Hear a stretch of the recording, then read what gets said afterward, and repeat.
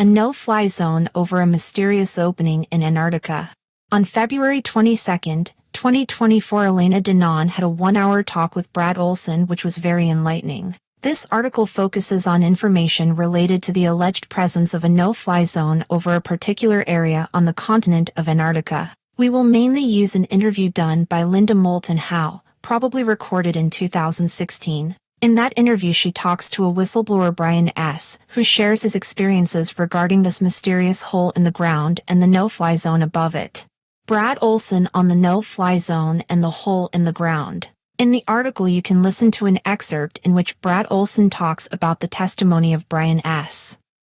He also mentions a Russian whistleblower who affirmed the existence of that Antarctic hole. Brad Olson adds that Brian S. said that the hole was so big that you could fly an airplane into it, but he also observed some kind of corkscrew path that could be used to enter into the hole. Olson said that the NSA has a presence and that they apparently were, or still are, guarding that hole. Linda Moulton Howe and Brian S. In the excerpt below, Brian describes what happened on that day that they decided to ignore the no-fly zone because of a medical emergency.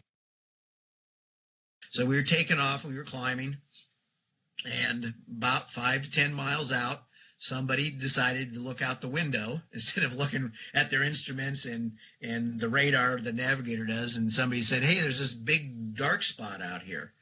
And so we ended up flying not directly over it, but somewhat offset so that we could look out the left side of the aircraft.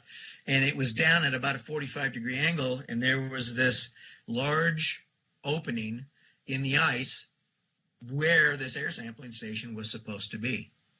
So we kept on going and made our flight. Just a second, Brian, because I remember asking you in our interview, how big do you estimate it was, and did it look like it was somewhat structured? Well, I estimated that you could have at least flown one of our aircraft into it. So the wingspan of our aircraft is somewhere around 138 feet wide. So it would have had to have been large enough to accommodate that wingspan, but it was probably more of the size of a football field, right? If you can imagine that. Okay, so now remember, we're up climbing. We're already at 12,000 feet. So by the time we were at that many miles, we were up somewhere around 21,000 feet. So looking down, at that area, was even at that altitude, the size of that opening looked large. And you, as I recall, you could see that it had like something at the beginning of a ramp or something that was going down in it that seemed to be flatter, not like some accident, like it was. Right.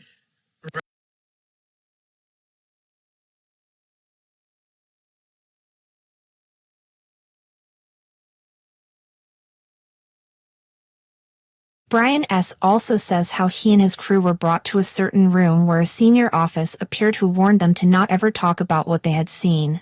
That hole did not exist, and the no-fly was there because of an air sample station. They were not required to sign a non-disclosure agreement, however. During the interview, Brian told Linda Howe that all kinds of rumors were going round that people were meeting visitors and that they might be extra or intra-terrestrials below that hole. It was probably this hole that Admiral Byrd talked about in his famous diary.